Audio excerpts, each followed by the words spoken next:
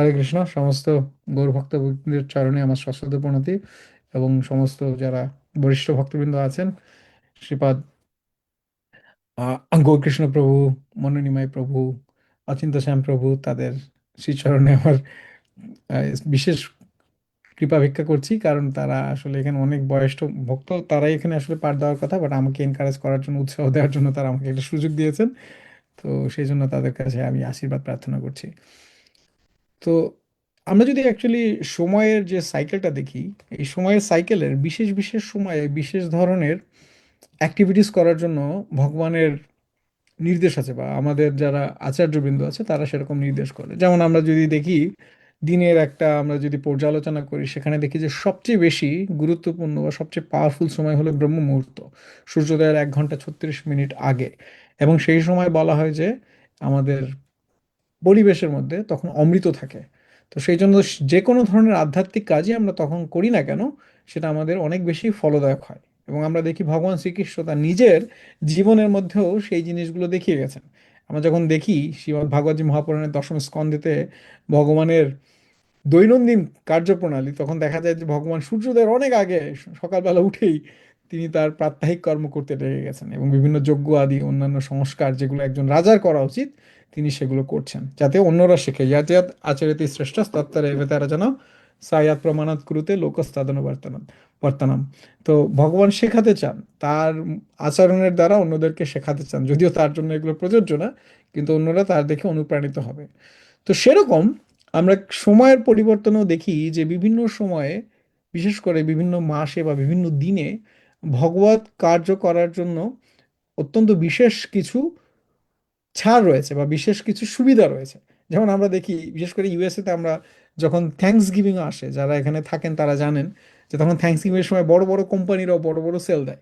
হ্যাঁ, যেসব কোম্পানি কখনো সেল দেয় না, যেমন অ্যাপেল কখনো সেল দিতে চায় না, তারাও তখন বিশেষ সেল দেয়। দেখা যায় অ্যামাজনে গেলে অ্যাপেল প্রোডাক্টের উপরে 15% 20% সেল পাওয়া যায় ওই সময়, যাতে বেশি লোকেরা কিনতে পারে। একটা ওই সময় মানুষের মুডটাও থাকে, কেনার মুড থাকে বছরের শেষের দিকে। তো সেই জন্য তাদেরকে উৎসাহিত করা হয়। আমাদের দেশে যদিও উল্টো, যখন চাহিদা বেশি থাকে বিশেষ করে ঈদ বা অন্যান্য উৎসবাদিতে, তখন জিনিসের দাম বেড়ে যায়। কিন্তু এখানে উল্টোটা, এখানে যখন একটা জিনিসের চাহিদা বেশি থাকে তখন সাধারণত সেটার দাম কম থাকে, বা সেটাকে বাল্ক হিসেবে কিনলে আপনি অনেক সস্তায় কিনতে পারবেন। তো ভগবান এই ধরনের বিভিন্ন সময়ে বিভিন্ন আমাদের সুযোগ সুবিধা দিয়ে রেখেন। যেমন আজকে একাদশী ব্রত, এটাকে বলা হয় মাধবতীতি ভক্তি জননী, যতনে পালন করি, কৃষ্ণ বসতি বসতি বলে পরমানন্দে বরি। তো এই মাধব তিথি, শ্রী একাদশী ব্রত কিংবা ভগবানের আবির্ভাব তিথিগুলোতে আমরা যদি ভগবানের যে কোনো ধরনের ধর্মীয় আচরণ করি না কেন, সেটা বিশেষ ফলদায়ক। তো এরকম ভাবে কিছু মাস ভগবান আমাদেরকে দিয়ে গেছেন যেগুলো খুব বেশি ফলদায়ক। তার মধ্যে অফকোর্স কার্তিক মান্থ, আপনারা জানেন কার্তিক মাস রয়েছে। তারপরে এখন যে মাস আমরা পালন করছি বৈশাখ মাস, সেটাও অত্যন্ত ফলদায়ক। তারপরে মার্গশীর্ষ, মার্গশীর্ষ মানে ডিসেম্বর জানুয়ারি যে সময়টা, সেই মার্গশীর্ষ মান্থ আসলে অত্যন্ত ফলদায়ক। হ্যাঁ, পৌষ মাস, অ্যাকচুয়ালি মার্গশীর্ষ হলো মাঘ মাস। হ্যাঁ, না, পৌষের আগেটা কি, অগ্রহায়ণ, অগ্রহায়ণ, অগ্রহায়ণ পৌষ, হ্যাঁ এই, অগ্রহায়ণ। হ্যাঁ অগ্রহায়ণ। তো সেই মাসের যে অ্যাক্টিভিটিসগুলো আপনি করেন, যে আধ্যাত্মিক কাজগুলো করেন, সেগুলোর বিশেষ ফল রয়েছে। কিন্তু এই মাসগুলোতে কেউ যদি কোনো কর্মকাণ্ডীয় কাজ করে, তারও বিশেষ ফল পাওয়া যায়। আমরা দেখি যে এই যে আজকে আমরা একাদশীর ব্রতর ফল মাহাত্ম্য পড়লাম, সেখানে কিন্তু অনেক কর্মকাণ্ডের বিষয়গুলো রয়েছে, যে এই ব্রত কারে করে কে বেশি সুবিধা পেয়েছে, কে অন্যান্য বিভিন্ন জিনিস থেকে উদ্ধার পেয়েছে, কে পরবর্তীতে বিশেষ পদ পেয়েছে, ইত্যাদি অনেক কিছুর বর্ণনা রয়েছে। এবং এই ধরনের ব্যাপারগুলো অন্যান্য মাসেরও যে ব্রত রয়েছে, যেমন বৈশাখ মাসে কেউ একটা ভালো কর্ম করলো, বা অক্ষয় তৃতীয়া তার একটা ভালো কর্ম করলো, তার জন্য তার একটা বিশেষ সুবিধা পেয়ে গেল, সে হয়তো বা উচ্চ স্তরের একটা লোকে একটা বিশেষ পদে আসীন হয়ে গেল। তো সেই জন্য যে শুধুমাত্র আধ্যাত্মিক বিষয়গুলোতে যে সুবিধা পাওয়া যায় তা না, যদি আধ্যাত্মিকতার বাইরে কর্মকাণ্ডীয় বিষয়গুলো দেখি, সেগুলোতেও আমাদের বিশেষ ফল পাওয়া যায়, যদি আমরা এই মাসগুলোতে বিভিন্ন কাজ করতে পারি। কিন্তু এই যে এখন যে মাসটা আসছে, যেটাকে আমরা বলি অধিক মাস বা মল মাস, সেই মাসে কর্মকাণ্ডীয় কোনো বিষয় করে কোনো ফল পাওয়া যায় না। এটা নিষেধ করা, বা এটা এটা উপাদেয় না, কারণ এটা এক্সট্রা, এটা কোনো তিথির মধ্যে পড়ে না, এটা একই মান্থ দুবার, মানে বাংলায় হিসাব করলে একই মান্থ দুবার রিপিট হয় এরকম আর কি ব্যাপারটা। তো সেই কারণে এই মাসটাকে অনেকেই, অনেক যারা কর্মকাণ্ডীয় বৈষ্ণব বা ব্রাহ্মণ আছেন, তারা অনেকে এটাকে পছন্দ করে না, কারণ এই মাসে কোনো বিবাহ সম্ভব না, কোনো সংস্কার সম্ভব না, অন্নপ্রাশন আদি ইত্যাদি। তো সেই কারণে তাদের জন্য ফলদায়ক না। তাদের যে বিজনেস আছে, যারা ব্রাহ্মণ বা প্রিস্ট পুরোহিত্য করে যারা জীবন চালনা করেন, তাদের ক্ষেত্রে খুবই মুশকিল। কিন্তু উল্টোটা যারা হলো ভক্তি জীবন যাপন করেন, তারা এই মাসে যদি কোনো বিশেষ কাজ করেন, সেটা ভক্তি সম্পর্কিত যদি হয়, তাহলে শুধুমাত্র যে তারা এই আধ্যাত্মিক উন্নতি যে লাভ করবেন সেরকম না, তারা জাগতিক উন্নতিও লাভ করবেন। তো এই জন্য আমরা কিছু এই মাসে বিশেষ অ্যাক্টিভিটিস করতে পারি। তো তার আগে আমি আসলে এই মাসটার যে উৎস বা কোথা কোথা থেকে আসলো সেটা নিয়ে একটু আলোচনা করি। যদিও আপনারা বেশিরভাগ ভক্তই জানেন, তারপরও প্রতি প্রায় 3 বছর পর পর আসে, তো এই জন্য আমরা ভুলে যাই। আমিও অনেক কিছু ভুলে গেছি, তো এই জন্য আমাকে একটু পড়ালেখা করতে হলো। তো সেটা হলো এরকম যে এই কাহিনীগুলো স্কন্দ পুরাণে রয়েছে। তো সেখানে এরকম বলা হয়েছে যে সুত গোস্বামী, তিনি যখন সুখদেব গোস্বামীর কাছ থেকে ভাগবত শ্রবণ করেছিলেন নৈমিষারণ্যের শৌনকাদি ঋষিকে, সেই সৌত গঙ্গা তীরে যে সৌত ভাগবতম ছিল, সেই ভাগবতম যখন তাদেরকে বর্ণনা করেছেন, তখন তিনি এই কাহিনীর অবতারণা করেছিলেন। তিনি বলেছিলেন যে এরকম যে সমস্ত যে মাসগুলো আছে, সেই মাসের এক একটা অধিষ্ঠাত্রী শক্তি আছে এবং অধিষ্ঠাত্রী দেবতাও আছে। যেমন আমরা বৈষ্ণব যে মাসগুলো, সেগুলো কেশব, মাধব, নারায়ণ ইত্যাদি যে ভগবানের নামগুলো দিয়ে আমরা বলি, এবং সেগুলোর প্রত্যেকটার একটা অধিষ্ঠাত্রী শক্তি আছে, কারণ ভগবান শক্তিমান এবং তার সাথে সবসময় শক্তি একীভূত থাকে। তো এরকম পুরুষোত্তম মাসের যিনি অধিষ্ঠাত্রী দেবী, তিনি ভগবানেরই শক্তি, কিন্তু যেহেতু তিনি সবার কাছ থেকে পরিত্যাজ্য, সেই জন্য তিনি অত্যন্ত মন খারাপ ছিল, তার তার অত্যন্ত দুঃখ ছিল হৃদয়ের মধ্যে। এবং সেই দুঃখ ভারাক্রান্ত হয়ে, যেহেতু সবাই তাকে বর্জন করছেন যে না এই মাসে কিছু করা যাবে না, এই মাসে সবাই ইনার থাকতে হবে, কোনো পুণ্য কাজ করা যাবে না ইত্যাদি ইত্যাদি। তো সেই জন্য তাকে যেহেতু সবাই বর্জন করছেন, তো সেই জন্য তিনি অত্যন্ত দুঃখ ভারাক্রান্ত হয়ে তিনি ভাবলেন যে না, আমি আমার নিজের অস্তিত্বকেই ত্যাগ করে ফেলবো। যদিও তিনি আধ্যাত্মিক জগতে রয়েছেন, বাট তারপরে তিনি ভাবলেন যে আমার অস্তিত্বকে আমি নষ্ট করে ফেলবো। তো এটা দেখে নারদ মুনি আদি অন্যান্য যারা ভক্ত আছেন, তারা বিচলিত হলেন এবং তারা তাদেরকে নিয়ে ভগবান বিষ্ণুর কাছে গেলেন। তা ভগবান বিষ্ণুর কাছে গিয়ে তার প্রতিকার চাইলেন যে ওনাকে কিভাবে আমরা রক্ষা করতে পারি। তো ভগবান বিষ্ণু বললেন, আমার কাছে তো আমি কোনো সমাধান দেখি না, কারণ এই সৃষ্টির যে সমস্ত বিষয়গুলো সেগুলো আমার থেকে এসছে। তো সেই জন্য আমি সৃষ্টির নিয়মের বাইরে যেতে পারি না, কিন্তু আবার একে রক্ষাও করতে হবে। তো আমি কিভাবে রক্ষা করতে পারি? তো তাকে আবার তারা নিয়ে গেলেন গোলক বৃন্দাবনে। সেই গোলক বৃন্দাবনের বিশাল বর্ণনা রয়েছে সেখানে, খুব সুন্দর যে সেখানের ব্যবস্থা, সেখানে ভগবান মাধুর্য রসে ভগবত ভক্তদের সাথে বিভিন্ন লীলাবিলাস করছেন ইত্যাদি ইত্যাদি। তো সেখানে গিয়ে ভগবান বিষ্ণু উপস্থিত হলেন এবং ভগবান শ্রীকৃষ্ণ ভগবান বিষ্ণুকে দেখে সেখানে তাকে স্বাগতম জানালেন এবং তার কাছে আসার কারণ জিজ্ঞাসা করলেন। এবং তখন ভগবান বিষ্ণু বললেন যে এরকম যে অধিক মাস রয়েছে, যে যাকে মল মাস হিসেবে সবাই বর্জন করছে, তো সেই জন্য তার বিষয়ে আমরা একটা সিদ্ধান্ত নিতে চাই যে তাকে কিভাবে আমরা সাহায্য করতে পারি, যাতে তার মাহাত্ম্য চারিদিকে প্রসারিত হয় এবং সবাই তাকে সাদরে বরণ করেন। তখন ভগবান শ্রীকৃষ্ণ ভেবেচিন্তে বললেন, ঠিক আছে, তোমাকে যেহেতু সবাই ত্যাগ করেছে, তো সেই জন্য আমি তোমাকে গ্রহণ করলাম, এবং যেহেতু তুমি আমার সাথে সংযুক্ত হয়েছো, এখন থেকে তুমি আমার পত্নী রূপে পরিগণিত হবে। তো সেই কারণে সমস্ত আমার যে ঐশ্বর্য সেটা তোমার কাছে চলে যাবে, তুমিও প্রাপ্ত হবে, কারণ স্ত্রী কি করে, স্বামীর ঐশ্বর্য সমস্ত কিছু প্রাপ্ত হয়। এবং সবাই তোমাকে আমার মতো করে আমার শক্তি হিসেবে পুজো করবে।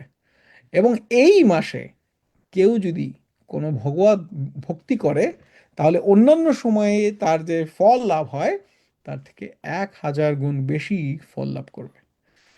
তো এইভাবে তিনি তাকে আরো বিশেষ করে বললেন যে এই মাসে আমার যারা পুরুষোত্তম রূপে আমাকে যারা ভজনা করবে, তারা বিশেষভাবে বিশেষ বিশেষ ফল লাভ করবে।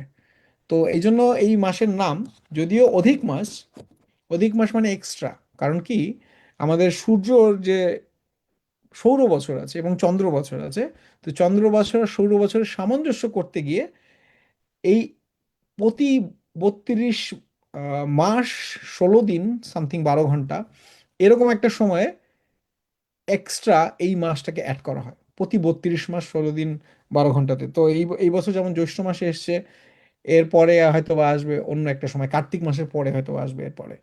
তো এরকম এটা সামঞ্জস্য করা হয়, এটা আমাদের বৈদিক ক্যালেন্ডারের মধ্যে এই সামঞ্জস্যটা করা হয়। তো এই সামঞ্জস্য যখন করা হয়, যে এক্সট্রা মাসটা অ্যাড করা হয় 30 দিনের, সেই মাসটাই হলো এই অধিক মাস। তো যেহেতু এখানে অধিক মাস বলা হচ্ছে মানে এক্সট্রা, তো এই জন্য ভগবান বলছে যে এই মাসে কেউ যদি কোনো ভগবত ভক্তি করে তাহলে তার অধিক ফল লাভ হবে। তারপরে বলা হচ্ছে যেহেতু এটা মল মাস, মানে মল মাস মানে হলো গিয়ে মলিন বা যেটা বর্জনীয়, যেটাকে আমরা গ্রহণ করি না। মলিন মল যাই বলি না কেন সেটা বর্জনীয়। তো সেখানে বলা হচ্ছে যে এখানে পাপ কর্ম বর্জনীয়। এই মাসে যদি আমরা কেউ যদি পাপ কাজ করি তাহলে এটার ফলও আসলে খুব নেগেটিভ হবে। সেই জন্য ভগৎ বলেছেন যে এই মাসে যদি কেউ আমরা ভক্তি জীবনে কোনো বিশেষ ব্রত নেই, ব্রত গ্রহণ করি, তাহলে অনেক সুবিধা রয়েছে। তো এখন এই পুরুষোত্তম যোগ নামে একটা আমরা যোগ আমরা জানি, শ্রীমদ্ ভাগবত গীতাতে একটা অধ্যায় রয়েছে, পঞ্চদশ অধ্যায়, যেটা আমরা জানি এটা জ্ঞান শতকের মধ্যে পড়ে এবং জ্ঞান শতকের ঠিক মাঝামাঝি। তো ওই জায়গাটাতে ভগবান আসলে তার যে পুরুষোত্তম পরিচয় সেটা তিনি বিধিত করেছেন। এটা স্কন্দ পুরাণের এই সেকশনেও রয়েছে যে তিনি নিজেকে পুরুষোত্তম হিসেবে পরিচিত করাচ্ছেন। কিন্তু আমরা যেহেতু ভাগবত গীতার সাথে বেশি পরিচিত, সেহেতু আমরা ভাগবত গীতার ওই শ্লোকগুলো একটু দেখার চেষ্টা করব। এই শ্লোকগুলো হলো আপনার 17 নম্বর থেকে 20 পর্যন্ত, মানে এই 4টি শ্লোক, লাস্ট শ্লোক। তো সেখানে ভগবান প্রথমে বলছেন, দা ইমাও পুরুষ লোকে সারা চাক্ষরা এবাচা সারা সর্বাণী ভূতানি কুটস্থ অক্ষর উচ্চতে। তো বলছেন যে ভগবান যে দুই ধরনের লোক রয়েছে এই পৃথিবীতে। দা ইমাও পুরুষ ও লোকে, পুরুষ মানে অ্যাকচুয়ালি পুরুষ মানে যে পুরুষ তা না, পুরুষ মানে হলো যার এক্সিস্টেন্স রয়েছে, যার ক্রিয়া ক্ষমতা রয়েছে, এইভাবে আমাদেরকে চিন্তা করতে হবে। তো এরকম দুরকম এই এই আহ, জড়জগৎ এবং আধ্যাত্মিক জগৎ মেনে মিলিয়ে দুরকম পুরুষ রয়েছে। এক ধরনের হলো খর, মানে যারা হলো পতিত হতে পারে, যারা উচ্চ উপরেও যেতে পারে নিচেও যেতে পারে তাদের কর্মকাণ্ড অনুযায়ী, যেটা যেটা আমরা আসি, আমরা এই জড়জগতে যে বদ্ধ রয়েছি। হ্যাঁ, ব্রহ্ম ভ্রুবনাল লোকা পুনর্জন্ম জন্মানু জন্মানি অর্জুন মামুপেত্য কৌন্তেয় পুনর্জন্মানা বিদ্যাতে ইত্যাদি শ্লোকে ভগবান বলছেন যে সবাই আমরা এই চতুর্দশ যে ভুবন আছে সেটাকে আমরা ভ্রমণ করছি, এবং আমাদের ভগবানের যতদিন না শরণ গ্রহণ করছি আমরা এই জন্ম মৃত্যু ব্যাধি জরা ইত্যাদি যে চক্র আছে সেখান থেকে আমরা বেরোতে পারছি না। তো সেটা হলো স্বর বা খর, যারা হলো পতিত হবে। আর এক ধরনের আছে অক্ষর, যারা হলো পতিত হন না, যারা সবসময় একই অবস্থায় থাকে। অ্যাকচুয়ালি যারা ঊর্ধ্বরেতা ইন জেনারেল তাদের পতিত হয় না, যাদের শক্তি উপরের দিকে চালিত হয় তারা সাধারণত পতিত হন না। তারাও পতিত হন যদি কোনো ভগৎ ভক্তের চরণে অপরাধ করে, তো সেই বিষয়ে যাচ্ছে না ইন জেনারেল। তো এই ধরনের দুই ধরনের লোক রয়েছে। হ্যাঁ, সারা সর্বাণী ভূতানি কুটস্থ অক্ষর উচ্চতে। তো এই জড়জগতে যারা আছে তারা হলো খর, এবং যারা আধ্যাত্মিক লোকে আছে তাদেরকে বলা হয় অক্ষর। তো এইখানে তারপরের শ্লোকে ভগবান বলছেন যে এর বাইরেও, হ্যাঁ, ইয়াসমাৎ সারম অতীত অহম অক্ষরাৎ অপিচোত্তমা অদস্মি লোকে বেদে চ প্রথিত পুরুষোত্তমা। তো এই যে খর এবং অক্ষরের কথা আমি বললাম, এর বাইরেও একজন আছে। হ্যাঁ, সেটা হলো আমি। হ্যাঁ, তিনি হলেন সর্ব উত্তম। হুম এবং বেদ এবং অন্যান্য জায়গায় অন্যান্য লোকেরা যারা ঋষি মুনি যারা জ্ঞানী ব্যক্তি আছেন, তারা আমাকে পুরুষোত্তম নামে জানেন, যিনি পুরুষের মধ্যে উত্তম, পুরুষোত্তম। তো চমৎকার আসলে ভগবান বর্ণনা করছেন। ভগবান কিন্তু এখানে অহংকারের কিছু বলছেন না। অনেকে ভগবদ গীতা পড়ে বলেন যে ভগবান ইজ বোস্টিং, কৃষ্ণ তার নিজের সম্বন্ধে খালি বলছেন। তো এই এরপরে বলছেন যে ও আচ্ছা, আমার পরিচয় হলো পুরুষোত্তম, এমনি তো খর এবং অক্ষর আছে, আর আমি হলো পুরুষোত্তম। তারপরে তিনি বলছেন ইয়ো মাম এবম অসম্মূঢ় জানাতি পুরুষোত্তমা স সর্ববিদ ভজতি মাম সর্বভাবেন ভারত। তো যারা আমাকে এইভাবে পুরুষোত্তম রূপে জানে, হুম তারা কি করে, ও অসম্মূঢ়, এবং তারা কোনোভাবে হতবুদ্ধি না হয়ে, মানে কোনো কনফিউশন না রেখে, তারা কোনো সন্দেহাতীত ভাবে যদি আমাকে পুরুষোত্তম রূপে জানে, তাহলে কি করবে তারা, তারা জানে যে আমি সেই বেদের মেইন উপজীব্য, আমাকেই বেদ থেকে জানতে হবে, এবং সেভাবেই তারা আমাকে পরিপূর্ণরূপে ভজনা করে। তো ভগবান এখানে বলছেন যে পুরুষোত্তম প্রথমে হলো সম্বন্ধ, তারপরে কি অভিধেয়, সেই সম্বন্ধের উপরে নিরীক্ষণ করে আমাদের অভিধেয়, এবং তারপরে তিনি বলছেন যে এই যে অভিধেয়, এরপরে হলো ইতি গুইয়া তামাম শাস্ত্রাম ইদম উক্তময়া নঘা এ তদ বুদ্ধ্যা বুদ্ধিমান সাৎ কৃতকৃত্যস্য ভারত। তো এইভাবে যে সমস্ত শাস্ত্রের যে গুহ্য বিষয়ের মধ্যে যে সমস্ত, যে বিষয়টা সবচেয়ে গুহ্যতম সেটা হলো আমার আইডেন্টিটি বা আমার পরিচয় জানা। এবং সেটা কারা জানতে পারবে? যারা হলো অনঘ, যারা হলো সিনলেস, যাদের কোনো পাপ নেই, অপাপবিদ্ধ যারা, হ্যাঁ, তারা। এবং যখন তারা এভাবে জানবে, এতাদ বুদ্ধা, বুদ্ধা মানে হলো চেতনা, আমাদের যে মনেরও উপরে যে আছে বুদ্ধি, যে আমাদের মন এবং ইন্দ্রিয়কে চালনা করে, সেই সেই অবস্থায় যখন আমরা জানতে পারবো যে ভগবান হলেন সেই পুরুষোত্তম এবং তাকে আমরা এইভাবে ভজনা করব, তখন কি হবে? কৃত্যস্য ভারতা, তখন তিনি যা কাজ করবেন সেটা সম্পূর্ণরূপে সাকসেসফুল হবে, সার্থক হবে।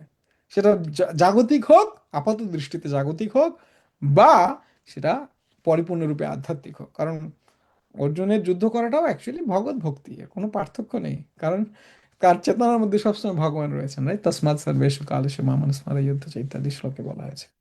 তো এইরকম ভাবে ভগবান নিজের যে পুরুষোত্তম আইডেন্টিটা, পুরুষোত্তম পরিচয়টা, সেটা তিনি দিচ্ছেন। তো পুরুষোত্তম মাসের অনেক ধরনের মানে কাহিনী রয়েছে, যে বিভিন্ন ব্যক্তিরা পুরুষোত্তম মাস ঠিক মতো পালন করে তারা কি ধরনের সৌভাগ্য লাভ করেছেন। তো একটা ছোট্ট কাহিনী দিয়ে, যেহেতু আসলে বলা উচিত, তাহলে মানুষ আসলে বেশি কানেক্ট করতে পারে। একটা হলো এরকম যে আমরা দেখি যে পাণ্ডবরা আসলে অনেক দুঃখ কষ্ট ভোগ করেছিলেন, রাইট? অনেক দুঃখ কষ্ট ভোগ করেছিলেন। যে দুঃখ কষ্ট যদিও একজন ভক্তের দুঃখ কষ্ট, তোমারও সেবায় দুঃখ হয় যত সেও তো পরম সুখ, সেবা সুখ দুঃখ পরম সন্তোষ নার হয় অবিদ্যা দুঃখ। তো আহ, ভগবানের ক্ষেত্রে, ভগবত সেবায় যারা নিযুক্ত রয়েছেন তাদের আপাত দৃষ্টির দুঃখ আসলে সুখ। কিন্তু আমরা দেখি যে আসলে এই পাণ্ডবরা যে ধরনের ভক্ত এবং যে ধরনের তাদের কোয়ালিটি বা গুণ, সেখানে তাদের এই ধরনের কষ্ট করার কথা না, তারপরে তারা কষ্ট সহ্য করেছেন। তো ভগবান শ্রীকৃষ্ণ যখন পাণ্ডবরা এরকম তারা বনবাসে ছিলেন, তখন তাদের ওখানে গিয়েছিলেন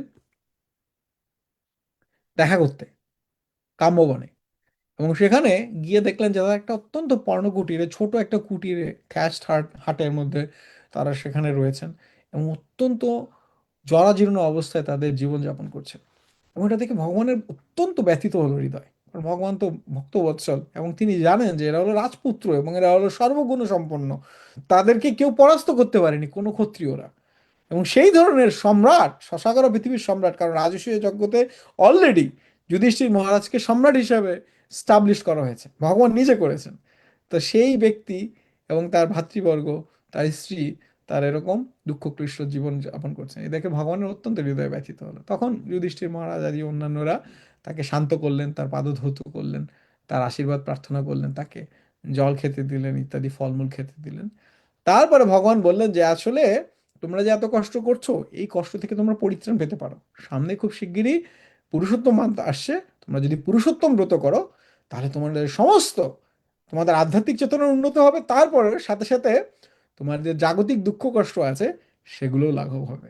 তো পুরুষোত্তমানদের এইটা একটা বিশেষ কৃপা, যে এটা শুধুমাত্র আমাদের আধ্যাত্মিক চেতনা বা আধ্যাত্মিক অবস্থার উন্নতি করে না, এটা আমাদের জাগতিক অবস্থার উন্নতি করে। এমনভাবে আমাদের সমস্ত কিছু আশেপাশের জিনিসগুলোকে ব্যবস্থাপনা করে যাতে আমাদের আধ্যাত্মিক পথে চলার পথ সুগম হয়। কারণ অনেক সময় দেখা যায় আমাদের বড় একটা শারীরিক সমস্যা রয়েছে বা পরিবারের কারো একটা কোনো একটা প্রবলেম রয়েছে যার কারণে আমরা এগোতে পারছি না, তখন ওই প্রবলেমগুলো খুব সহজেই সমাধান করে দেয় পুরুষোত্তম ব্রত। হ্যাঁ, তো এই এই ঘটনার পরই পুরুষোত্তম ব্রত করেছিলেন দ্রৌপদী এবং পঞ্চপাণ্ডবেরা। এবং তারপরে তো আপনারা জানেনই যে তারা কুরুক্ষেত্রের যুদ্ধ জয় করলেন। এবং এক্ষেত্রে দ্রৌপদীরও একটা পার্সোনাল লীলা আছে। সেটা হলো এরকম যে আগের জন্মে দ্রৌপদী মেধাবী মুনি নামে এক মুনির কন্যা ছিলেন। এবং মেধাবী মুনির স্ত্রী যখন দেহ রেখেছিলেন, তখন তিনি যেহেতু মুনি, সাধু পুরুষ ছিলেন, তিনি তার সাধনাতেই সময় নিবিষ্ট রাখতেন। তো তিনি ভুলে গিয়েছিলেন যে তার এক কন্যা রয়েছে, সেই কন্যাকে সুযোগ্য পাত্রের কাছে বিবাহস্থ করতে হবে। তো যখন তার এরকম সময় চলে গেল এবং তিনি এক সময় নিজেও দেহ রাখলেন, তখন দ্রৌপদী একটু ভয় পেয়ে গেলেন, মানে দ্রৌপদী মানে মেধাবী মুনির কন্যা, তিনি ভয় পেয়ে গেলেন। এবং তিনি তখন প্রার্থনা করতে লাগলেন ভগবানের কাছে। তো এই সময় দুর্বাসা মুনি সেখানে উপস্থিত হলেন, তিনি ছিলেন মেধাবী মুনির বন্ধু। তিনি বলছেন যে আমি ভগবান আদিষ্ট হয়ে তোমার এখানে এসেছি তোমাকে সাহায্য করতে, যাতে তোমার অভীষ্ট লক্ষ্য পূর্ণ হয় বা তুমি পাত্রস্থ হও। তো তিনি তখন বললেন যে সামনে পুরুষোত্তম মাস আছে, তুমি পুরুষোত্তম ব্রত করো। তো দ্রৌপদী বললেন যে এত মাস, কার্তিক মাস, বৈশাখ মাস ইত্যাদি মাস আছে, সেগুলো রেখে পুরুষোত্তম মানতে এমন কি বিশেষতা আছে যে এই ব্রত আমাকে করতে হবে? তো তিনি কাইন্ড অফ অশ্রদ্ধা করলেন, এবং দুর্বাসা মুনি এটা লক্ষ্য করেছেন। তিনি সাধারণত অল্পতেই চটে যান, কিন্তু এক্ষেত্রে তিনি চটলেন না। তো তিনি বললেন, যেহেতু তুমি আমার বন্ধুর কন্যা এবং তুমি অনাথ, সেজন্য তোমাকে আমি অভিশাপ দিচ্ছি না, কিন্তু তুমি এই যে অশ্রদ্ধা করলে পুরুষোত্তমানকে, এর ফল তোমাকে ভোগ করতে হবে। তো এই সময় যে মেধাবী মুনির কন্যা, তিনি ভয় পেয়ে গেলেন। তিনি ভয় পেয়ে তিনি কি করলেন, তিনি কঠোর তপস্যা করলেন ভগবান শিবের, এবং ভগবান শিবকে তিনি আহ্বান করলেন, এবং তার তপস্যায় তুষ্ট হয়ে শিব আবির্ভূত হলেন। এবং শিব যেহেতু আশুতোষ, তিনি তাকে বললেন যে তোমার তপস্যায় আমি তুষ্ট হয়েছি, তুমি কি বর প্রার্থনা করো। তখন তিনি বললেন যে আমার তো পতি দরকার, আপনি আমাকে পতি পতি পতি পতি পতি দান করুন, ভালো পতি। তো 5বার পতি বলেছেন দেখে তিনি তথাস্তু বললেন, বললেন ঠিক আছে, তোমার 5জন পতি লাভ হবে। তো দ্রৌপদী, মানে সেই মেধাবী মুনির কন্যা, তিনি একটু হচকচিয়ে গেলেন যে 5জন পতি তো আমি চাইনি, আমি চেয়েছিলাম একবার।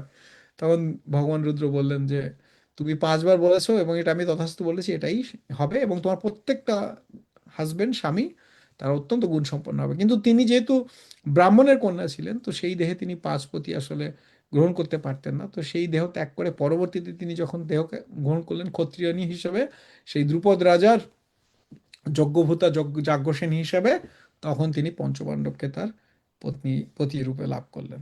যাই হোক, আমার আরো 5 মিনিট আছে। তো এখন কিছু অ্যাক্টিভিটিস এর কথা বলি, যেটা আমরা এবং পরবর্তীতে তিনি পুরুষোত্তম ব্রত করলেন, যেটা আমি একটু আগে বললাম যে বনবাসে থাকার সময়। তো পুরুষোত্তম ব্রতে কয়েকটা জিনিস খুব গুরুত্বপূর্ণ। একটা জিনিস হলো 33 নম্বর, যেহেতু প্রতি 33 মাসের মতো সময়ে পুরুষোত্তম মাস আসে, সেই জন্য 33 বার ভগবানকে প্রদক্ষিণ করা, 33বার প্রণাম করা ভগবানকে, বা 33টা প্রদীপ নিবেদন করা, এটার একটা বিশেষ গুরুত্ব রয়েছে। তো আমরা কি করি, আমরা শুধু একাদশীর দিনে ভগবানকে 33টা প্রদীপ দেখাই, অন্য দিনে আমরা স্বাভাবিক সাধারণ প্রদীপ দেখাই, আর চেষ্টা করি ভগবানকে প্রত্যেক দিন 33বার প্রণাম করতে। তো যখন আমরা ভগবানকে প্রণাম করব, তখন দুটো মন্ত্র রয়েছে যেটা আমরা আসলে বলতে পারি। প্রথমটা হলো বন্দে নবঘন শ্যাম দ্বিভুজ মুরলীধরম পীতাম্বরধরম দেবম সরাধম পুরুষোত্তমম। তো বন্দে নবঘন শ্যাম দ্বিভুজ মুরলীধরম, আমি বন্দনা করি নবঘন শ্যাম, ভগবানের যেহেতু গায়ের রং হলো নবঘন শ্যামের মতো আর কি, গাঢ় মেঘের যে রং বৃষ্টির ঠিক আগে আগে সেটা। তো সেই নবঘন শ্যাম দ্বিভুজ, কারণ ভগবান আমরা যার আরাধনা করছি, এই পুরুষোত্তম কিন্তু চতুর্ভুজ পুরুষোত্তম না, চতুর্ভুজ পুরুষোত্তম রয়েছে, ইনি হলেন দ্বিভুজ, এবং তিনি মুরলীধর। তো ভগবানের 3টে বাঁশি রয়েছে, বংশী, মুরলী আর বেনু, 3টে। তো এখানে মুরলীধর হিসেবে বলা হয়েছে, কারণ মুরলী হলে স্পেশালি ফর গোপিস। মুরলীধরম পীতম্বর ধরম, ভগবানের গায়ের যে বস্ত্র সেটা হলো পীতম্বর ধরম, মানে পীতম্বর মানে হলুদ, হলুদ বর্ণের। দেবম, দেবম মানে ভগবান। সরাধম, রাধার সহিত। পুরুষোত্তমম, তাকে আমি বন্দনা করি। এগুলো হলো সব বৈশিষ্ট্য, চমৎকার। তারপরের শ্লোকটা, যেটা আমরা যখন প্রণাম করি তখন বলতে হয়, গোবর্ধন ধারম বন্দে গোপালম গোপরূপিণম গোকুলোৎসব মে ঈশানম গোবিন্দম গোপিকা প্রিয়ম। গোবর্ধন ধারম বন্দে, যিনি গোবর্ধন ধারণ করেছিলাম তাকে আমি বন্দনা করি। গোপালম, গোপরূপিণম, যিনি গোপাল মানে রাখাল বালক, এবং তিনি গোপের রূপে আছেন। গোকুল উৎসব মি ঈশানম, সেই ঈশ্বর যিনি গোকুলের উৎসব স্বরূপ, উৎসবের কেন্দ্রবিন্দু। গোবিন্দম, যিনি গো এবং ইন্দ্রিয়র আনন্দ বিধান করেন। গোপিকা প্রিয়ম, সমস্ত গোপিকাদের যিনি প্রিয়, সেই ভগবানকে আমি করি। তো এটা হলো যখন আমরা ভগবানকে প্রণাম করবো, এই দুটো শ্লোক আমরা বলতে পারি। একটা হলো হাত বন্দে নবঘন শ্যাম ও দ্বিভুজ মুরলীধরম। তারপর যখন আমরা প্রণাম করছি একদম মাটিতে, তখন আমরা হে কৃষ্ণ করুণা সিন্ধুর সাথে এটাও বলতে পারি, গোবর্ধন ধারম বন্দে গোপালম গোপরূপিণম গোকুলোৎসব মিশনম গোবিন্দম গোপিকা প্রিয়ম। এরপরে আর একটা শ্লোক আছে, যেটা হলো ভগবানকে বিশেষ অর্ঘ্য দিতে হয় এই সময়। সেই অর্ঘ্যর সময় যখন আমরা দেই, যে ভগবানের মধ্যে গঙ্গা জল, তারপরে আমরা কিছু কর্পূর, চন্দন, তারপরে ফুল, তুলসী, পদ্ম ফুলের পাপড়ি ইত্যাদি যখন আমরা দেই কুশগ্রাস, তখন আমরা একটা শ্লোক বলতে পারি, সেটা হলো দেব দেব নমস্তুভ্যম পুরাণ পুরুষোত্তমম গৃহানর্গ ময়া দত্তম রাধায়ম সহিতম হরে। সেখানে বলছেন দেব দেব নমস্তুভ্যম, ও দেব নমস্তুভ্যম, আমি তোমাকে প্রণাম করছি, পুরাণ পুরুষোত্তমম, আপনি হলেন পুরাণ, সবচেয়ে ওল্ড, মানে আদি, পুরুষোত্তম, এবং আপনি পুরুষোত্তমম, গৃহাণ অর্ঘ্য, আমি আপনাকে অর্ঘ্য দিচ্ছি, হ্যাঁ আপনি গ্রহণ করুন, গৃহাণ অর্ঘ্য মানে আপনি গ্রহণ করুন, ময়া দত্যম, আমার দেওয়া অর্ঘ্য, গৃহাণ অর্ঘ্যং ময়া দত্যম রাধায়া সহিত হারে, আপনি রাধার সহিত আমাকে এই অর্ঘ্য গ্রহণ করুন। তো এইটা হলো 3 নম্বর শ্লোক।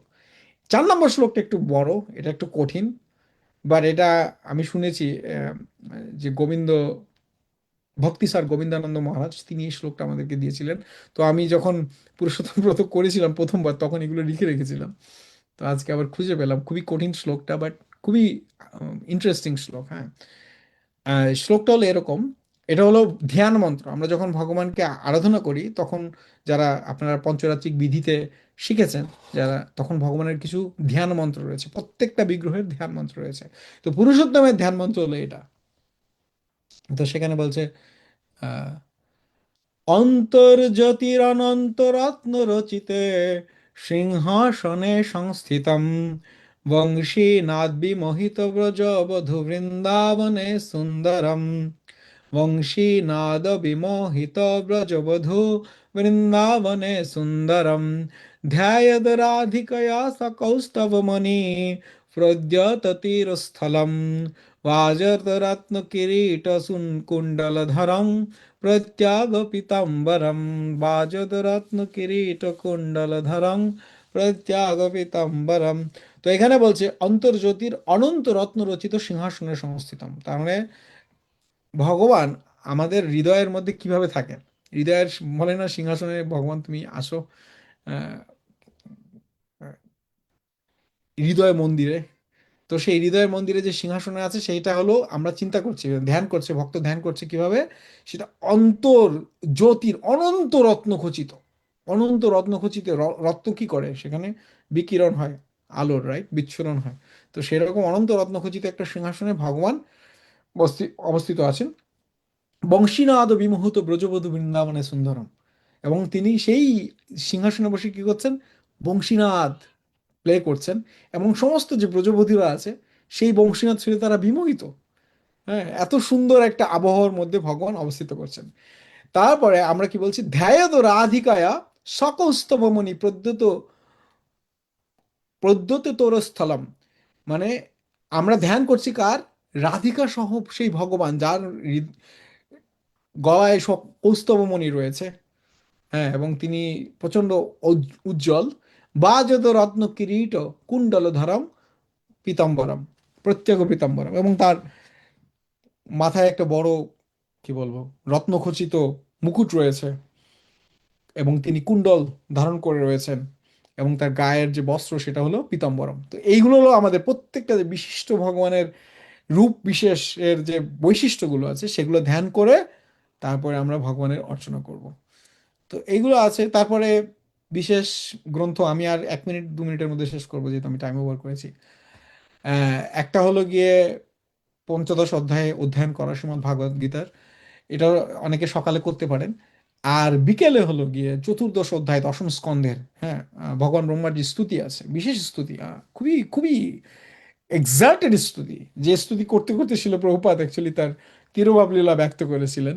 তো সেই স্তুতির আমরা পাঠ করতে পারি 1 থেকে 40 নম্বর শ্লোক, যেখানে অদ্ভুত সুন্দর বর্ণনা রয়েছে ভগবানের বিশেষ বিশেষ মাধুর্য এবং ঐশ্বর্যের একটা অদ্ভুত কম্বিনেশন রয়েছে ওই জায়গাটাতে, প্রথম 1 থেকে 40-এর মধ্যে। এটা একটা বিষয়। 33-এর কথা বললাম তো। আহ, আর হলো আপনি প্রতিদিন গঙ্গা স্নান করতে পারেন, গুরু মহারাজ তো বলেছেন যে গঙ্গা গঙ্গা গঙ্গা বলে আমরা গঙ্গা স্নান করতে পারি সূর্যোদয়ের আগে। এবং চাইলে আপনি কিছু গঙ্গা জল মিশ্রণ করে নিতে পারেন, আমি নিয়ে এসেছি সেই মায়াপুর ধাম থেকে, এখন স্প্রে করে নিই। তাহলে গঙ্গা স্নান গঙ্গা মন্ত্র দিয়েও হয়, আবার গঙ্গা স্পর্শতেও হয়। তো এটাও আমরা করতে পারি। এবং অবশ্যই আমরা বিশেষভাবে মালা জপ করার চেষ্টা করব, বিশেষ করে আমরা কোয়ালিটির দিকে চেষ্টা করব উন্নতি করতে, যে আমরা দেখব যে কোন জায়গায় আমরা উন্নতি করতে পারি কোয়ালিটিটিভলি। কোয়ান্টিটি একটা ব্যাপার আছে, অবশ্যই কোয়ান্টিটিরও শক্তি আছে, মানে সংখ্যার একটা শক্তি রয়েছে, কিন্তু আমরা চেষ্টা করব যে আমরা যে জবটা করছি সেটা যেন কোয়ালিটিটিভলি ভালো হয়, মানে তার গুণগত মানটা যেন আরো বাড়ানো যায়, এটা আমরা চিন্তা করব। এটা, আর আমরা যুগল অষ্টকম, চৌরাগ্রগণ অষ্টকম ইত্যাদি যে শ্লোক রয়েছে সেগুলো আমরা পড়তে পারি। হ্যাঁ, কারণ কার্তিক মাস হলো ঊর্ধ্বেশ্বরী শ্রীমতী রাধারানীর মাস, আর পুরুষোত্তম মাস হলো ভগবান শ্রীকৃষ্ণের মাস। সো কার্তিক মাস এই জন্য ভগবান শ্রীকৃষ্ণের বেশি প্রিয়, আর পুরুষোত্তম মাস শ্রীমতী রাধারানীর জন্য বেশি প্রিয়, কারণ এটা ভগবান শ্রীকৃষ্ণ সম্পর্কিত। তো এই জন্য, যদিও আসলে ভগবান শ্রীকৃষ্ণ থাকলে রাধারানী আলাদা কিছু না, এই জন্য যুগল অষ্টকম বলা হয় অনেকে যে যুগল বিগ্রহেরও এই এই মাসের অধিষ্ঠাত্রী দেবতা বা দেবী হলেন যুগল বিগ্রহ, ভগবান শ্রী শ্রী রাধা অ্যান্ড কৃষ্ণ টুগেদার। তো এই জন্য অনেকে জীব গোস্বামী পাদ বিরচিত যুগল অষ্টকম গান, কৃষ্ণ প্রেমময়ী রাধা, রাধা প্রেমময়ী হরি, জীবনে ন ধনে নিত্যম, রাধা কৃষ্ণ গতির মৌ ইত্যাদি। আর চৌরগ্র গণ্য অষ্টকম, যেটা ছিল বিল্লমঙ্গল ঠাকুর লিখেছেন, হ্যাঁ, বোঝে প্রসিদ্ধ নবনীত চৌরম, গোপাঙ্গন গণ দুঃকুল চৌরম, অনেক জন্মার্জিত পাপ চৌরম, চৌরাগ্রগণ্যম পুরুষম নমামি ইত্যাদি শ্লোক দিয়ে ভগবানকে আরাধনা করা হয়। তো আমি যেটা করি, আমি আপনাদের সাথে যে শেয়ার করি, আমি চেষ্টা করি প্রতিদিন একটা ডিফারেন্ট ভজন গাইতে, যেটা রাধাকৃষ্ণের সাথে সম্পর্কিত। তাতে আমার জিনিসটা মানে মনোটোনাস হয় না, কারণ আমি মানে মাঝে মাঝে মনে করি যে একই জিনিস বারবার করলে অনেক সময় সেটা অ্যাটেনশন চলে যায়, সেজন্য এটাকে একটু টুইস্ট করার চেষ্টা করি। আর সাথে এইগুলো তো গাওয়া হয় ভক্তদের সাথে বা বিভিন্ন প্রোগ্রামে। তো আপনারাও দেখবেন যে আপনাদের কিভাবে ইন্সপিরেশন পান। কিছু জিনিস তো রেকমেন্ডেড থাকেই, একেবারেই বেসিক, আর কিছু জিনিস আপনার পছন্দ অনুযায়ী আপনি অ্যাড করতে পারেন, যেটা মনে হয় যেন আপনার জন্য ভালো লাগার বিষয়। তো এই আমার প্রেজেন্টেশন ছিল। আমি ক্ষমা সুন্দর দৃষ্টিতে আপনাদেরকে মানে প্রার্থনা করছি। কমলমুখা কৃষ্ণপ্রভু এসেছেন, তো উনি আমাদেরকে কিছু অ্যাড করবেন। হরে কৃষ্ণ। আর প্রশ্নের উত্তর সবকিছুই গৌর কৃষ্ণপ্রভু এবং কমলমুখী প্রভুই দিলেন। হরে কৃষ্ণ। না না, প্রশ্নের উত্তর দেবে যে উত্তর দিতে পারে আর কি। আহ, গুরু মহারাজ এরকম কিছু বলেছেন আর কি। গুরু মহারাজ কিন্তু সব কিছু নিয়ে আমরা ইসকনে যা কিছু করি উনি এটা নিয়ে চিন্তা করে আর কি। আমাদের ফিউচার নিয়ে চিন্তা করে, সোসাইটির ফিউচার নিয়ে চিন্তা করে। উনি এরকম বলছিলেন যে আমরা যে চৌরাষ্ট্রকমটা পড়ি এটা তো আমাদের সম্প্রদায় করে না আর কি। এটা এটা কারা করে, কোন সম্প্রদায় করে? এটা কি পশ্চিমার্গের ওরা করে? পশ্চিমার্গের ওরা করে। গুরু মহারাজ বলছিলেন আমরা এরকম কোনো একটা প্রার্থনা করতে পারি যেখানে রাধা কৃষ্ণের বন্দনা হয় আর কি। কেন সৌরাষ্ট্রক্রমে কোথাও রাধারানীর কথা নেই নাকি? না। গুরু মহারাজ অ্যাকচুয়ালি এমনিও গুরু মহারাজ একদিন লেকচারও বলছিলেন যে আমি জানি না আমাদের গৌড়ীয় বৈষ্ণবরা কেন গোপালের আরাধনা করে, কারণ গোপাল গোপাল তো ছোট পাঁচশাল রসের প্রতিভু। আমাদের আসলে মেইন ডেইটিস হলেন গৌরনিতাই আর রাধাকৃষ্ণ। তো আমাদের সবসময় ভাবে আমরা যদি আরাধনা করি তাহলে আমরা আরো বেশি আমাদের আচার্য পরম্পরার সাথে কানেক্টেড থাকবো। এনিওয়েজ, তো গুরু মহারাজ এটাও একদিন একটা লেকচারে বলেছিলেন যে আমাদের গৌরনিতাই এবং রাধাকৃষ্ণের সেবা করা উচিত। আচ্ছা, আর একটা জিনিস প্রভু, আমরা তো নিয়ল নিচে যাবো, রথ হবে, তো আমরা যদি কোনো বিশেষ ডায়েটে যাই, হবিষ্যান্ন বা কোনো কিছু, তো রথের দিন তো রথের প্রসাদ তো গ্রহণ করা উচিত না? এটাও বোধহয় গুরু মহারাজের আদেশ। রথ Correct. বা যেমন ইয়েতে এটাকে কি বলে, আমরা যে আর যে ব্রতটা করি আর কি, অন্নকূটে অন্নকূটে প্রভু। দাম, হ্যাঁ, দামোদর মাসে অন্নকূটের প্রসাদ পেতে হয় আর কি। Correct. Correct. You're right. এখন অর দেখায়, এটা একটা জিনিস, অর দেখায় বলতে সবাই জানে যে আমরা এটা খাই না ওটা খাই না, কিন্তু এতে দেখছি দাম অন্নকূটোর দিন তো ভালোই খাচ্ছে। তো এটা মনে হয়, আমার মনে হয় প্লেটটা নিয়ে এসে ঘরে এসে বা অল্প কিছু খাওয়া আর কি। আমার মনে হয় এরকম কিছু অল্প একটু নিয়ে অনার এটার করা আর কি। সম্মান করা আর কি, যেমন হরিদাস ঠাকুর করেছিলেন আর কি। থ্যাংক ইউ প্রভু।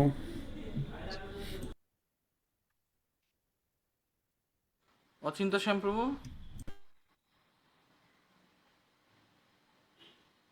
হরে কৃষ্ণ জি। ও মিউট আছেন।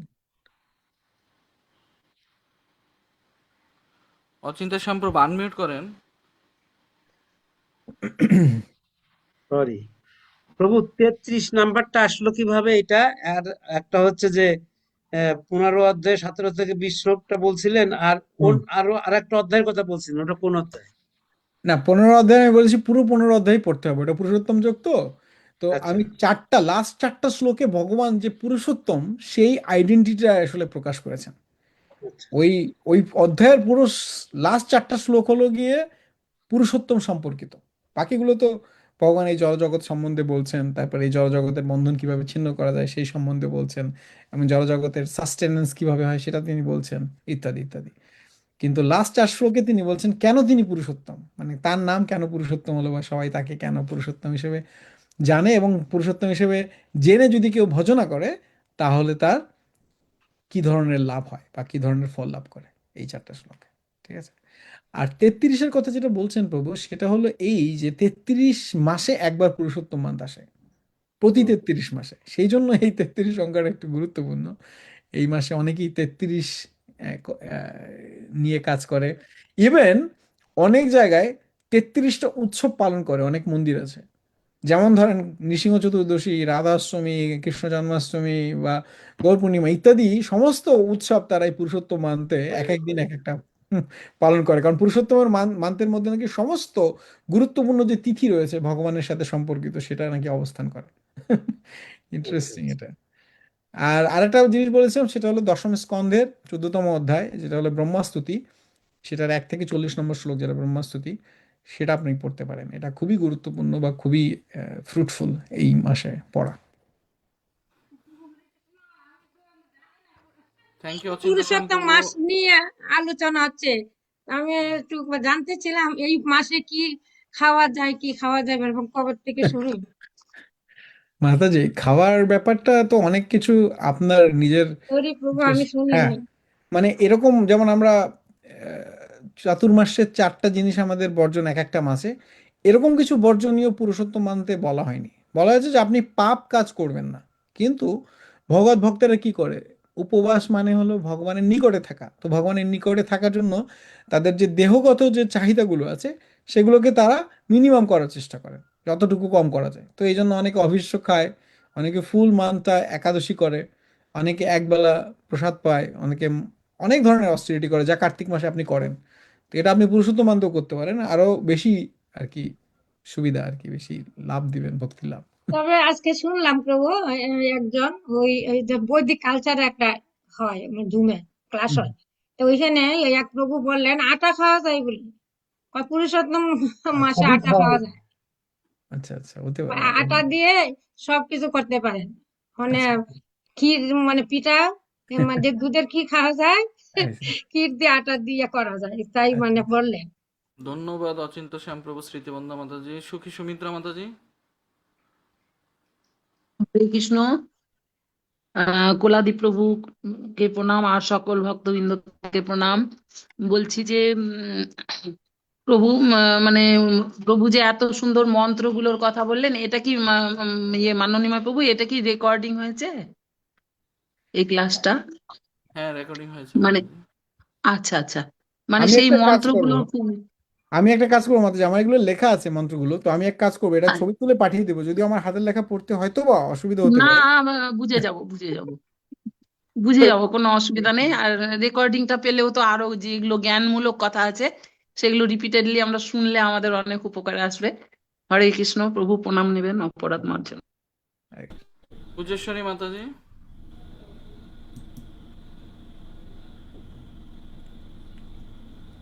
হরে কৃষ্ণ প্রভু, প্রণাম। প্রভু, আমি মানে প্রশ্ন করতে চাইছিলাম, সেটা অনেকটা আমাদের এই প্রভু করে ফেলছে, মানে উত্তর আসছে, তবুও যদি প্রভু কোনো ক্লিয়ার বলে একটু। যে আমরা এই পুরুষোত্তম মাস বলি, মল মাস বলি, তার সাথে অধি মাসও বলি। তো এই যে 3 বছর পর পর আসে বা 33 মাস পর পর আসে, তা এর কি কোনো মানে সিস্টেম আছে বা কোনো বিশেষ গণনা আছে যে 3 বছর পর পর বা 33 বছর পর পর 33 মাস পর পর কিভাবে আসবে? হ্যাঁ, আছে মাতাজি। ওই যেমন সামনের যে পুরুষোত্তম মাস সেটা আসবে হলো কার্তিকের পরে। তো আমাদের যারা বৈদিক পঞ্জিকা বানান, বিশেষ করে বৈষ্ণব পঞ্জিকা বানান, তারা জানেন আসলে কি হিসাবে এটা আসবে। আমি হয়তো ডিটেলস জানি না, বাট তারা বলে দিতে পারবেন যে নেক্সট পুরুষোত্তম মান্থগুলো কোন কোন মাসে আসবে। তো এটার একটা গণনা আছে, এটা এরকম না যে হাফেজার্ডলি আসলো, হঠাৎ করে চলে আসলো না, ওনারা জানেন। ঠিক আছে, আমি এক্স্যাক্টলি জানি না যে ক্যালকুলেশনটা কিভাবে করেন, বাট এটার একটা ক্যালকুলেশন আছে। আমি দেখিয়েছিলাম, একজন একটা চার্ট দিয়েছে যে নেক্সট 2028-এ আসবে, 28-এর কার্তিকের শেষে, তারপরে আসবে 2032 ইত্যাদি, তারা চার্ট দিয়ে দিয়েছে। আহ হরে কৃষ্ণ। আমি সাধারণত এত রাতে থাকি না, প্রভুর ক্লাসটা ভালো লাগতেছিল এই জন্য থাকলাম। তো পূজ্যশ্বরী মাতাজির যে প্রশ্নটা, ওটা ব্যাপারে এখানে ডিটেলস আছে, যে কিভাবে এই দুটো ইয়ে আছে, একটা হলো চন্দ্র মাসের গণনা আর একটা হলো সূর্য মাসের গণনা, সৌর মাস এবং চন্দ্র মাস, এবং কিভাবে 3 বছর পর পর আসে। তো এখানে বলা হচ্ছে যে আহ সৌর চন্দ্র মাস রাশি সংক্রান্ত সৌর রাশিচক্রে যে বিন্দু হতে গ্রহ সমূহের অবস্থান নির্ণয় করা হয় তাকে আদি বিন্দু বলে। গৃহীত স্থির আদি বিন্দু হতে 30 অংশ অন্তরে সূর্য কেন্দ্র আসলে তাকে সংক্রান্তি বলা হয়। এক সংক্রান্তি থেকে অপর সংক্রান্তি পর্যন্ত সৌরমাস গণনা করা হয়। গড়ে প্রতি সৌরমাসের দৈর্ঘ্য 30 দিন, 10 ঘন্টা 30 minute 47 second.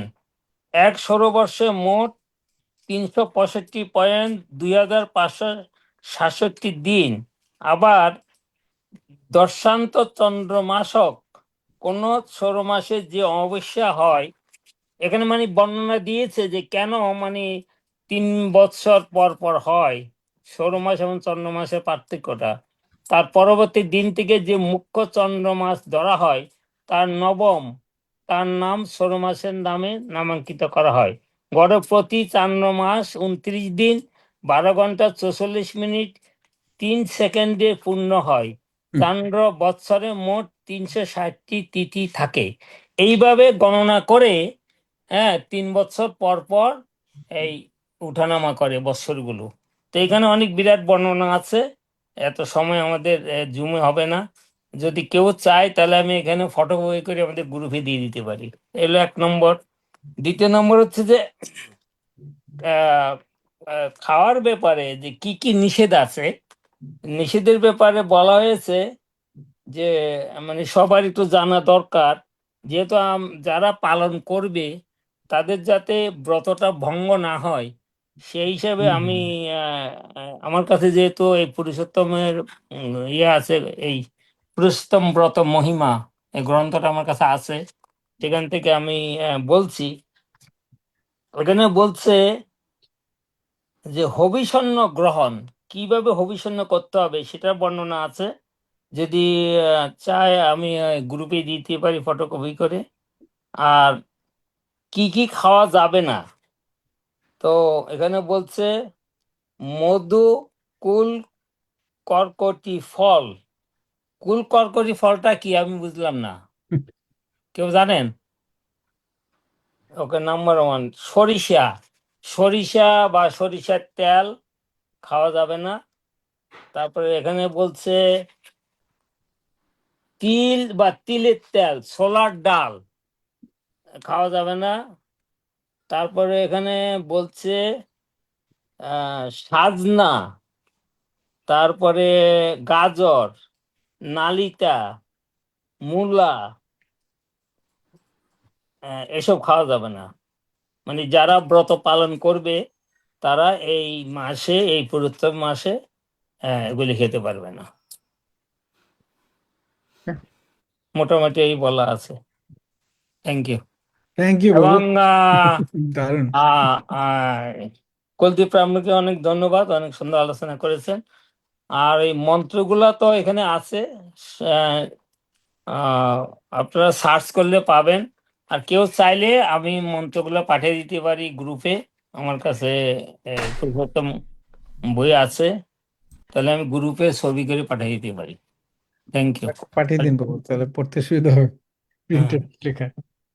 Thank you. Thank you Gaurkrishna প্রভু। সীমন্তনী যশোদা মাতাজি, যাদের কোশ্চেন ছিল যদি আনসার পেয়ে যান হাত নামায় ফেলবেন। হুম। হরে কৃষ্ণ প্রভু, প্রণাম প্রভু। কুলদীপ প্রভুকে অসংখ্য ধন্যবাদ, অনেক সুন্দর হয়েছে, আমার প্রণাম প্রভু। মানে আমি জানতে চাচ্ছিলাম ওই একই প্রভু, মানে ওই মন্ত্রগুলা প্রণাম করার সময় বন্দে নবঘন শ্যামং, তারপর গোবর্ধন মানে ধরনম বন্দে, ওই মন্ত্রগুলা একটু আমার লাগবে, গ্রুপে দিয়ে দিলে ভালো হতো। আর 33 বার যে প্রণামের কথা আপনি বলেছিলেন, 33 বার মানে এই একবারে কি 33 বার প্রণাম করব নাকি করলে তো খুব ক্লান্ত লাগে, একবার আমি করেছিলাম। আর যদি সারাদিনে 33 বার করি প্রভু, তাহলে কি হবে কিনা, 10 বার এক- করে বা একদম হবে, একদম হবে। আপনার এটা নিজের যেটা সহজ হয় বা যেটা প্র্যাকটিক্যাল সেরকম ভাবেই করবেন, প্রভু কিন্তু একবার এই সংখ্যাটা আর আমি কি হতে 33 বার পারে। প্রণাম করতে দেওয়া মানে সমস্যা হয় 33 বার প্রণাম করলে। আর এই সমস্যা হলে তো কেউ করতে বলেনি। আপনার না সমস্যা হলে না, করবেন না। বার এটা মানে কি বারবার ধরনের? করা যাবে কিনা সারাদিনে কিন্তু প্রভু? হরে কৃষ্ণ, সারাদিনে নিলে 33 বার করবেন। আপনাকে সংকল্প করতে হবে যে আপনি করবেন। এর আগে আমি সংকল্প করতে হবে যাতে ব্রতটা ভঙ্গ না হয়। আপনি সংকল্প করবেন, সংকল্প করলে তখন আপনার ব্রত ভঙ্গ হবে না। আর যদি আপনি সংকল্প না করেন তাহলে আপনার কোনো ফল হবে না। আগে আপনাকে সংকল্প করে নিতে হবে যে আমি অবশ্যই করব, তখন আপনি এটা মনে থাকবে এবং সেটা সঠিকভাবে হবে। সরি, আমি ইন্টারফেয়ার করলাম। না না, করতে চাই প্রভু 33 বার প্রণাম। 33 বার প্রণাম করতে চাইলে সংকল্প করেন, সারাদিনের মধ্যে একবার না পারলে সারাদিনের মধ্যে করতে পারবেন। এটাই প্রভুর উত্তর, আনসার। জয়ন্তী ইন্দুলেখা মাতাজি, একই কোয়েশ্চেন কেউ রিপিট করবেন না। কোয়েশ্চেন যেটা হয়ে গেছে এটা রিপিটের কোনো দরকার নেই। বলেন, ও দেখুন কথা বলে। সমরকান্তি প্রভু। হরে কৃষ্ণ প্রভু, দণ্ডবত প্রণাম। এই যে দশম স্কন্ধের কত নম্বর থেকে কত নম্বর শ্লোকটা আমি প্রভু যে একটু নেটের কারণে শুনতে পাই নাই, আমাকে একটু কৃপা করে বলুন। চতুর্দশ অধ্যায়ের 1 থেকে 40 চতুর্দশ ব্রহ্মস্থিতি। অধ্যায়ের 1 থেকে 40। আরে বল প্রভু, আপনার শ্রীচরণের দণ্ডবত প্রণাম প্রভু। ওকে, জয়ন্তী ইন্দুলেখা মাতাজি। হরে কৃষ্ণ, প্রণাম প্রভু আপনার সেই চরণ কমলে। খুব সুন্দর আলোচনা হয়েছে প্রভু। যে আমার প্রশ্ন হলো, দুটা প্রশ্ন আছে, একটা প্রশ্নের উত্তর পেয়ে গেছি, আর একটা প্রশ্ন হলো গিয়ে আপনি বলেছেন যে পারমার্থিক কার্যকলাপের টাইম হলো সূর্যোদয়ের 1 ঘন্টা 36 মিনিট পূর্বে। তো আহ দশম স্কন্ধে ভগবান নিজে যে দৈনন্দিন কার্যকলাপ গুলা তিনি আমাদেরকে দেখিয়ে গেছেন যে আচরণের মাধ্যমে, তো সেটা দশম স্কন্ধের কত নং শ্লোকের প্রভুজি, এটা একটু যদি কৃপা করে বলতেন, কত অধ্যায়? আমাকে খুঁজতে হবে, এটা একদম শেষের দিকে আছে দশম স্কন্ধের। প্রভু, এই যে চৌরাগ্য গণ্যম পুরুষষ্টকম বা যুগল অষ্টকম, এটা কি আমরা দীপদানের সময় ভজনটা গাইবো না যে কোনো সময়? দীপদানের সময় গাইতে পারেন, প্রতিদিন যখন দীপদান গাইবেন, যেমন আমরা দামোদর অষ্টকম গাই। আবার আপনি সকালবেলা আরতির সময়ও গাইতে পারেন যদি আপনার মুখস্থ থাকে বা এরকম সুযোগ থাকে। এরকম মানে স্পেসিফিক বলা নেই, যেমন দামোদর অষ্টকম আমরা দামোদর দীপদানের সময়ই গাই, সেরকম ওরকম ভাবে আমি শুনিনি, বাট যেটা আপনার সুবিধা হয়। আমাদের চ্যাপ্টারটা পেয়েছি, চ্যাপ্টার হলো 70, আমার শ্লোকটা দেখতে হবে। চ্যাপ্টার হলো দশম স্কন্ধের 70 নম্বর অধ্যায়, ঠিক আছে? ভগবান শ্রীকৃষ্ণের দৈনন্দিন প্রাত্যহিক ক্রিয়া। রূপ রূপময়ী মাতাজি, আপনি প্রদীপ দেখানোর সময় তো গাইবেন, আর সারাদিন কেউ গাইলে আপনি কেউ নিষেধ করবে বা কোনো ক্ষতি হবে? হ্যাঁ, আপনি গুনগুন করে রান্না করতেছেন, গাইতে পারেন। কারণ যখন, যেমন দামোদর অষ্টকম, দামোদর যখন আমাদের থাকে তখন ওই দামোদরের একটা ফ্লো আমাদের ভিতরে কাজ করে, খাইতে বইতে শুইতে ঘুমাইতে এটা তো অটোমেটিকলি আমাদের মুখস্থ চলে আসে। করিনি, দামোদর অষ্টকম তো মুখস্থ, ওইটা তো বলতে পারি, এটা তো মুখস্থ এই করিনি। জন্যই তো গাইবেন যাতে মুখস্থ হয়, এই জন্যই তো সারাদিন গাইবেন যাতে মুখস্থ হয়। আর যুগল অষ্টকম সহজ আছে মাতাজি, এটা 2-3 দিন হ্যাঁ, গাইলে আপনি দেখবেন এটা মুখস্থের মতো হয়ে গেছে। এবার প্রভু হ্যাঁ, আপনার যুগল কোয়েশ্চেনের অষ্টকম পালা। পারি। না আমি সরি প্রভু, মাতাজির প্রশ্নের উত্তরটা আমি পেয়ে গেছি। অ্যাকচুয়ালি শ্লোক নম্বর 4 এবং 5-এ দশম স্কন্ধের 70 অধ্যায়ের, সেখানে বলা আছে ব্রাহ্মে মুহূর্ত উত্থায় বরি উপস্পৃশ্য মাধবা দধ্যাদু প্রসন্ন করণ আত্মনম তমসা পরম। ভগবান মাধব তিনি ভোরবেলা ব্রহ্ম মুহূর্তের সময় উঠে তিনি জলস্পর্শ করেন, মানে স্নান করেন, এবং তারপর একটি পরিষ্কার মনে তিনি নিজের নিজের ধ্যান করেন। হি উইল মেডিটেট আপন হিমসেলফ। যিনি হলেন একক, তিনি স্ব উদ্ভাসিত, অসম, অসম মানে তার সমকক্ষ কেউ নাই, এবং যিনি অক্ষর, এবং যিনি হলো পরম সত্য। আহ, সেই ব্রহ্মণ যিনি হলেন ভগবানই নিজে, তো তারই নিজেরই ধ্যান করেন সেই ব্রহ্ম মুহূর্তে উঠে। ঠিক আছে, আপনি দেখবেন 70তম অধ্যায়ের 10ম স্কন্ধের 4 এবং 5 শ্লোক। ঠিক আছে। মাতাজি মনে হয় নেই, বেরিয়ে গেছেন। যাই হোক প্রভু, থ্যাংক ইউ জানানোর জন্য। প্রভু এবার আপনার কোয়েশ্চেনের পালা। ও আপনার হাতে আরো 11 মিনিট আছে। এবার আপনি যা বলছেন অন্যান্যদেরকে কোয়েশ্চেন করবেন, কার আনসার দিতে হবে। আচ্ছা, আচ্ছা, প্রশ্ন অভ্যাস নেই তো আসলে প্রশ্ন করার। তো একটা প্রশ্ন এরকম হতে পারে যে পুরুষোত্তম মান্তের অন্যান্য মাসে, অন্যান্য যে ভাগবত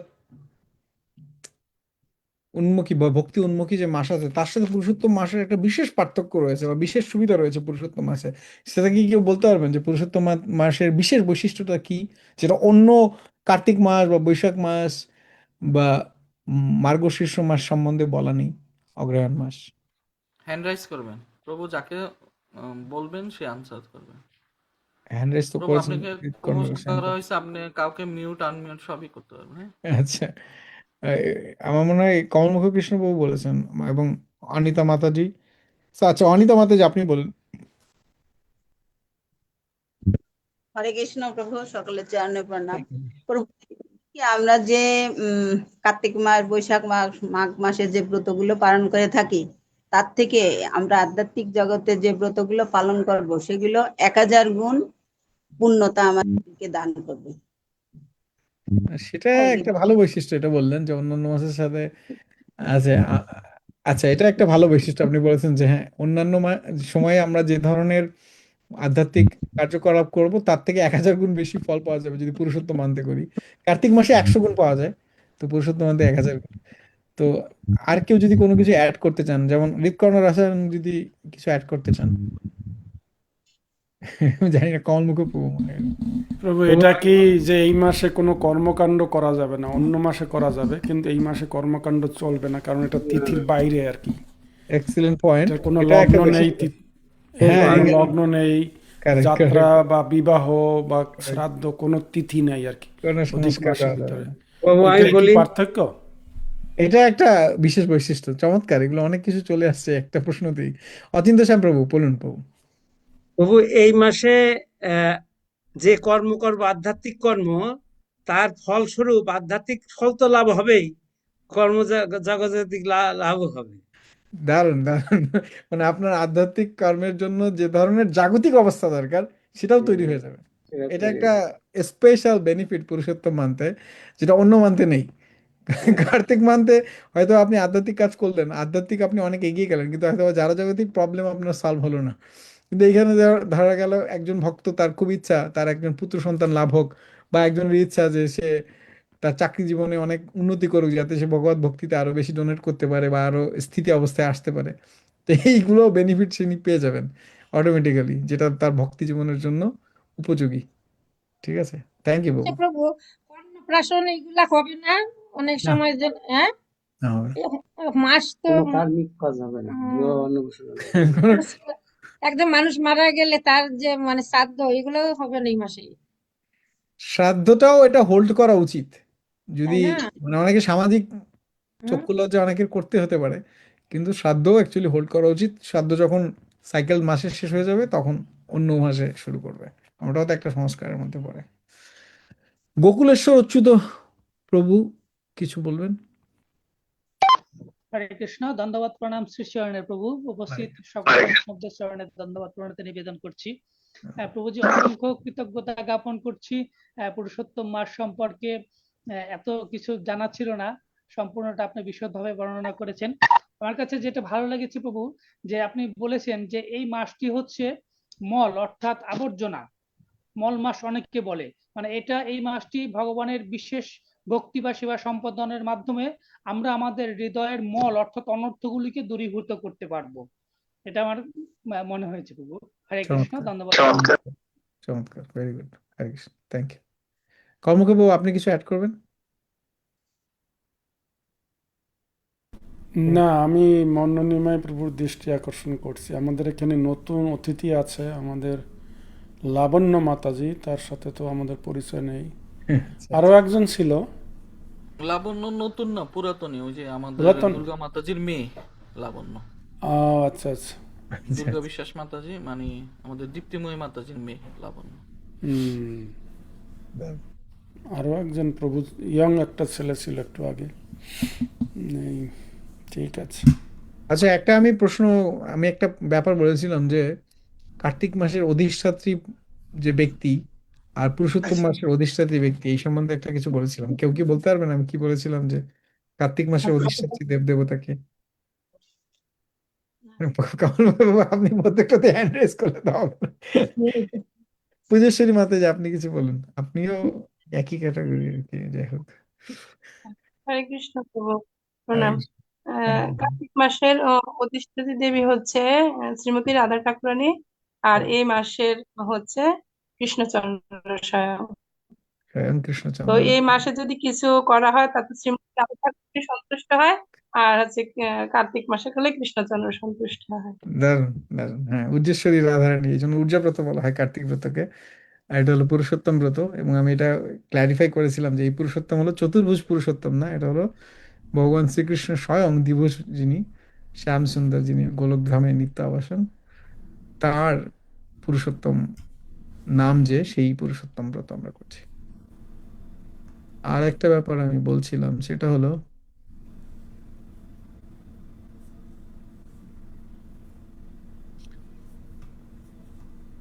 তো কি জানেন যুগলাষ্টকম কে লিখেছেন? এটা সহজ যদিও। যুগলাষ্টকমের রচয়িতা কে?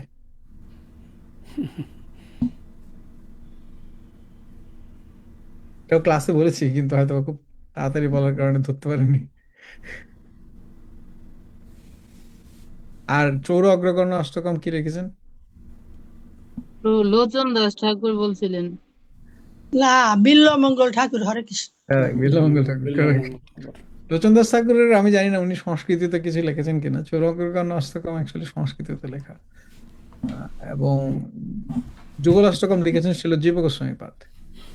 অদ্ভুত সুন্দর। এখানে ভগবান শ্রীকৃষ্ণ এবং রাধারানী যে পরিপূরক, কমপ্লিমেন্টারি, প্রত্যেকটা শ্লোকের মধ্যে সেই রকম ব্যাখ্যা রয়েছে। কৃষ্ণ দ্রব্যময়ী রাধা, রাধা দ্রব্যময় হরি, জীবনে না ধানে নিত্যম, রাধা কৃষ্ণ গতির মম, নীলাম্বরধারী রাধা, পীতাম্বরধার হরি, জীবনে না ধানে নিত্যম, রাধা কৃষ্ণ গতির মম। এরকম প্রত্যেকটা পয়েন্টে কমপ্লিমেন্টারি। রাধারানীর বৈশিষ্ট্যটা কি? বৃন্দাবনেশ্বরী রাধা, বৃন্দাবনেশ্বর কৃষ্ণ, কৃষ্ণ বৃন্দাবনেশ্বর, জীবনে না ধানে নিত্যম। এরকম প্রত্যেকটা শ্লোক আপনারা যখন পড়বেন, তখন মনে হবে যেন রাধা আর কৃষ্ণ যে যুগল বিগ্রহ, যে বিগ্রহের আমরা উপাসনা করি মহাপ্রভু রূপে, তারই আসলে আরাধনা করা হচ্ছে। সো চমৎকার, চমৎকার যুগলাষ্টকমের বৈশিষ্ট্য। মেবি কোনোদিন যদি সুযোগ হয় আমরা এটা নিয়ে আলোচনা করবো একদিন। হরে কৃষ্ণ। পূজেশ্বরী মাতাজি কিছু বলবেন? না প্রভু, এটা হচ্ছে আমি বিল্বমঙ্গল ঠাকুরের কথা বলতে চাইছিলাম, সেজন্য হ্যান্ড রেজ করেছি। আচ্ছা, thank you. In general Bilwamangal ঠাকুর কিন্তু মাধুর্য রসের ভক্ত, কিন্তু উনি এরকম কিছু জায়গায়, এই জন্য আমরা তার যে লেখা কৃষ্ণ কর্ণামৃত, এটা আমরা পাঠ করি না, কারণ এটা অত্যন্ত উচ্চ স্তরের গ্রন্থ। কিন্তু এই লেখার মধ্যে শ্রীমতী রাধারানী নেই বা শক্তি তত্ত্বের আলোচনা করা হয়নি। এই জন্য অনেক গৌড়ীয় বৈষ্ণবরা, তারা যেহেতু রাধারানীর ভক্ত, সেই জন্য তারা অনেকে বলেন যে আমরা অন্য শ্লোক বা অন্য বচন করতে পারি।